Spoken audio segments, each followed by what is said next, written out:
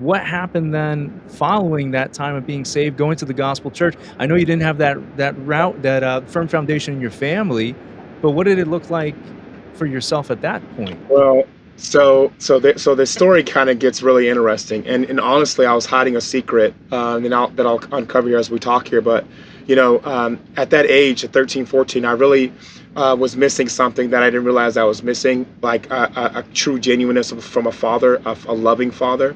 And I know I had a dad, but this was a different type of like love that I was getting, and accepting an acknowledgement from the church family there at the Full Gospel Church. So I really loved that connection, and so although that was my beginning, it does take a turn because uh, this is going to sound a little odd, but so me and my friend, we kept coming back to church every Wednesday night, just kind of doing the youth thing, and because we were loving it, we thought it was cool, but so we were doing our little breakout sessions on our Wednesday nights, and so we got assigned to do a Bible teaching, or like a Bible verse, and talk about how this Bible verse affects us. So I was so nervous about being ready for that.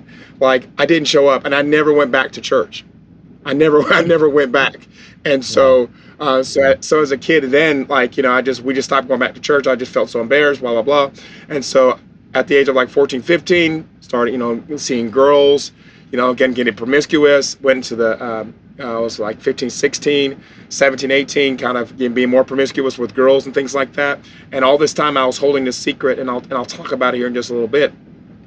Um, but I went to the Navy, and just really just kind of delved heavy into drinking and partying, so I just really just started falling away from my belief, and from that connection that I established in the church of Foursquare Gospel Church. And I'll tell you this: the secret that I was hiding is that I was actually being sexually abused by my father at home from a very young age, and I do talk about that in my book, Touched by My Father. Talk about the whole story of how everything happened, um, but I was abused, and from like the age of like 5, all even until I was like 13 or 14.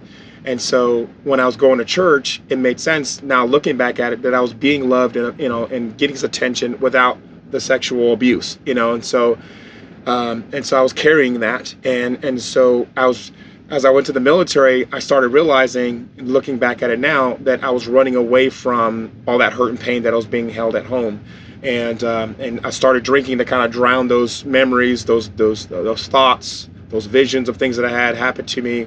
And I wanted to go to the military because I felt like that would make me a man, because of what my dad did to me.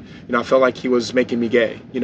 And so I just felt, just really like I was really struggling my whole life, and so I was trying to fix it myself, with all of that. And so I'll pause there, because there's a good turning point on that. But I want to give Donna a chance to kind of share, I think, about your grandfather, right, where you left Yeah. off.